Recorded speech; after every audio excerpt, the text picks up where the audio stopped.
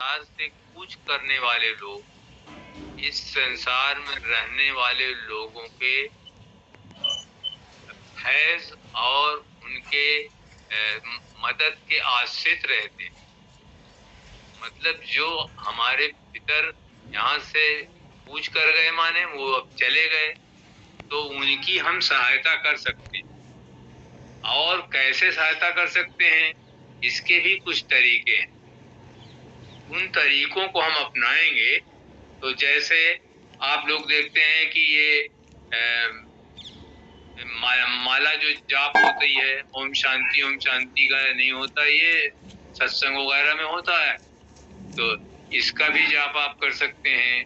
इसका भी जाप करने से फल आपको वही मिलेगा कि गुरुओं को समर्पित करिए कि हमने जो शांति पाठ किया है उसका प्रतिफल हम अपने माता पिता या जो भी हों उनके लिए समर्पित करते हैं, गुरु के माध्यम से समर्पित करेंगे तो आपको पितरों को भी लाभ होगा। मतलब ऐसी बात नहीं है कि जिसने गुरु किया, गुरु के माध्यम से अपने पितरों को शांत करा देगा, वो शांत अवस्था में चले जाएंगे, उनको शांति प्राप्त होगी। और कुछ तरीके हैं। जो लोग सक्षम होते हैं, सक्षम का मतलब साधना में काफी अच्छी पैठ रखते हैं, वो अपने पितरों को खुद ही शांत करा सकते हैं, उसके भी तरीके। लेकिन उसके लिए भी जो तरीके हैं वो लाला जी की किताब में भी लिखे हैं, और लाला जी भी ये बातें कहते थे कि इस तरह से भी किसी मरहूम, नाम लिया मरहूम माने जो इस संसार में ना हो, किसी मरहूम की हम मदद कर सकते हैं और उसको हम शांति प्रदान कर सकते हैं। तो चाहे आपके पितर हों, चाहे कोई हो, उन सबको जैसे शांति पाठ होता है, सत्संग वगैरह में होता है, जो दाने होते हैं नहीं, तो उन दानों का जो है शांति पाठ करिए और उन दानों के शांति पाठ का प्रतिफल अपने पितरों को समर्पित करिए। या हम जैसे बता रहे हैं कि ये जो हमारे लोगों के यहाँ माने जो लोग थोड़ा काबिलियत रखते हैं सत्संग के, वो लोग पितरों को खुद ही शांत करा दें। उसमें चाहे माला जपिए चाहे न जपिए, उसमें ऐसी तरीके हैं, ऐसी विधियां हैं, उसमें शक्ति ऐसी होनी चाहिए कि आप उनको शांत करा सकते। तो ये जो आप पूजा करते हैं, हम देखते हैं कि इसमें जैसे जब वो होने लगता है, भजन होने लगता है, तो सभी लोग चाहते हैं कि हम भजन करें। भजन करने से उनके दिमाग में बात है कि भजन करेंगे तो हमारे सब कष्ट दूर हो जाएंगे, सब हमारी दिक्कतें दूर हो जाएंगी। लेकिन हम आपको ये बता रहे हैं कि दिक्कतें दूर कब होंगी, जब आप जो है ध्यान करेंगे। ध्यान करने से जो संस्कार हैं वो दग्ध हो जाते हैं, और ध्यान करने से ही जब तक वो संस्कार दग्ध नहीं होंगे, उपस्थित रहेंगे, तब तक बराबर परेशान करेंगे। इसलिए संस्कार जो हमारे अंदर हैं, जो छिपे हुए हैं, उन्हीं के भोग, उनका भोग जब मिलता है तो हम दुखी होते हैं। तो उनका भोग समाप्त करने का तरीका क्या है? भोग को बिना दुखी हुए भोग लिया जाए। और दूसरा तरीका ये है कि ध्यान की गहराइयों में जाया जाए। ध्यान की गहराइयों में जब कोई व्यक्ति जाता है तो हृदय के अंदर जो संस्कार छिपे रहते हैं, जिनके भोग हमको लोगों को मिलते हैं, वो दग्ध हो जाते हैं। तो ये सब तरीके हैं जिनसे हम लोग पितरों को भी शांति प्रदान कर सकते हैं और किसी भी असंतप्त आत्मा को भी शांति प्रदान कर सकते हैं। ये अपनी अपनी ताकत है। ये ताकत कैसे हासिल होगी? जब आप ज्यादा अपने को ध्यान की अवस्था में जाने की कोशिश करें। ध्यान ही मुख्य चीज। ये पूजा पर ये जो गाना बजाना है, पहले तो इस सत्संग में कोई गाना बजाना होता ही नहीं था, केवल इसमें ध्यान होता था। उसको मराकबा कहते थे जब ये वो शुरू हुआ था। अब ये लोग उसमें अपना ये जो बाजे गाजे वगैरह कुछ नहीं बजते थे, तो उसमें से केवल यही होता था ध्यान, मराकबा जिसको कहते हैं। उसी से लोग शक्तिशाली बनते हैं। हमको जहाँ तक याद है, हम आपको बता रहे हैं, हमारे यहाँ जो दद्दा जी साहब आते थे यहाँ इलाहाबाद में, या जहाँ कहीं भी होते थे, जहाँ जहाँ वो यहाँ काफी दिनों तक रहते, लेकिन जो ध्यान होता था, ध्यान के बाद अरे किसी ने एक आध भजन, कभी वो भी जब वो होता था सत्संग प्रोग्राम होता था, एक आध दो भजन किसी ने गा दिया, नहीं तो वो इसका वो नहीं। और रोज जो ध्यान होता था उसमें प्रार्थना होती थी और ध्यान होता था। ध्यान के बाद लोग 10-5 मिनट ऐसे ही बैठे रहते थे शांत अवस्था। बस यही हुआ है हम लोगों के साथ, यही हुआ। कोई ना हम लोगों ने कभी उनके सामने भजन गाया, ना कोई कुछ। उसी ध्यान में उन्होंने वो स्थिति पैदा कर दी हम लोगों में कि जो चीज जो है शक्तिशाली व्यक्ति प्राप्त करता है, वो उन्होंने हम लोगों को हासिल करा।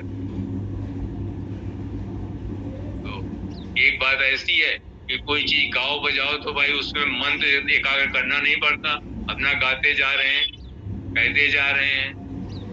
लेकिन जो चीज हृदय से, जिसका जाप हृदय से होता, जैसे आप लोगों ने देखा होगा कि जो हम लोगों को शब्द बताया जाता है तो उसका जाप हृदय से होता, और कभी कभी वो जाप आत्मा से भी होता।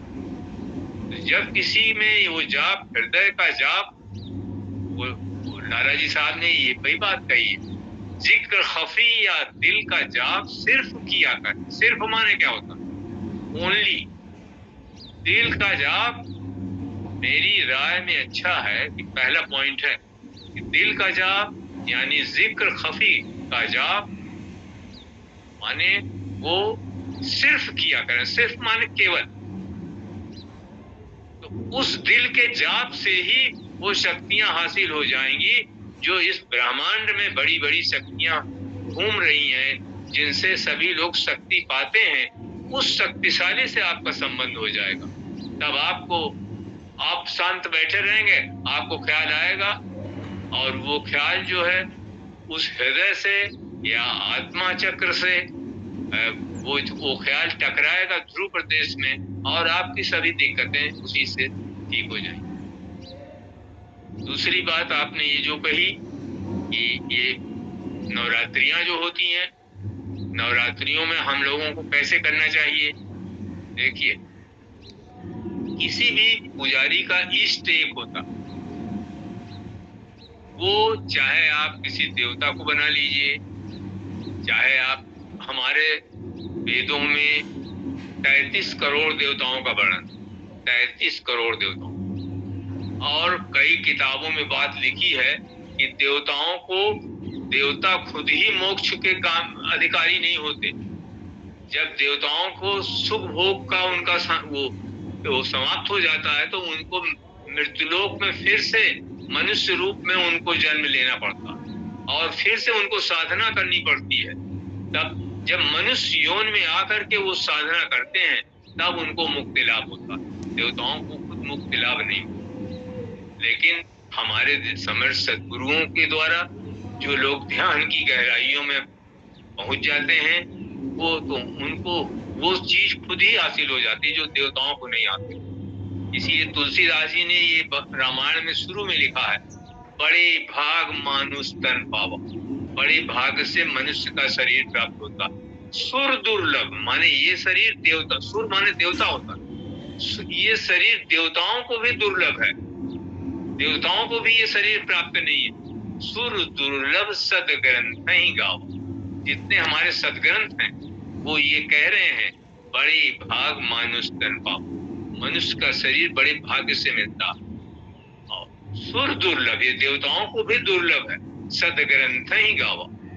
सदग्रंथ हमारे जितने वेद पुराण हैं सभी ये कहते हैं कि मनुष्य का जन्म जो है बड़े भाग्य से प्राप्त होता है, और वो मनुष्य बहुत भाग्यशाली होता है जिसको उस जन्म में ही माने मुक्ति लाभ करने की काबिलियत पैदा हो जाती है। कहते हैं कि वो एक जगह लिखा हुआ हमने पढ़ा है, उसमें लिखा है कि अगर आप इस तरह से करें तो करोड़ों वर्ष में आपको मुक्ति लाभ नहीं प्राप्त। और जिन्होंने साधना के वेग को बढ़ाया है, गुरु से जिनका आत्मीय संबंध है, जिन पर गुरु की कृपा है, उनके माध्यम से ये चीज बहुत आसानी से प्राप्त हो सकती है। तो जो ये सिलसिला है, ये पीरी मुरीदी सिलसिला, शिष्य को मुरीद कहते हैं और पीर कहते हैं गुरु। जो शिष्य अपने गुरु में एकाकार हो जाता है, समर्पित हो जाता है, उसमें अपने को समर्पण कर देता है, उस शिष्य का सब काम गुरु करते हैं। चाहे दुनियादारी का काम हो, चाहे पूजा का काम हो, चाहे कोई भी काम। जो लोग गुरु को ध्यान करते हैं तो उन शिष्यों का नाम मुरीद है। और ऐसे भी शिष्य होते हैं जिनको, जो गुरु से इतना उनका घनिष्ठ संबंध होता है कि गुरु उनको याद करते हैं। मुरीद जो शिष्य होते हैं वो तो गुरु को याद करते हैं, और जो मुराद शिष्य होते हैं, जिनको मुराद कहते हैं, उनको गुरु खुद ही याद करता है कि वो कहाँ गया, उसकी पूजा कर रहा है कि नहीं कर रहा है, कोई बाधा आ रही है कि नहीं आ रही, क्या दिक्कत है, अगर कोई सांसारिक दिक्कत है तो वो सभी भी उसकी सब ठीक कर देते हैं। तो लौकिक पारलौकिक दोनों मार्ग इससे तय होते हैं। बशर्ते ये है कि गुरु से ऐसा संबंध हो। जैसे एक बार दद्दा जी साहब कह रहे थे कि गुरु का संबंध कैसा होता है, कहते हैं कोई सुबह याद करता है तो फिर शाम याद करता है, कोई कभी कभी याद करता है, कोई हर पल याद करता, हर सांस में याद करता, एक एक सांस में गुरु की याद करता।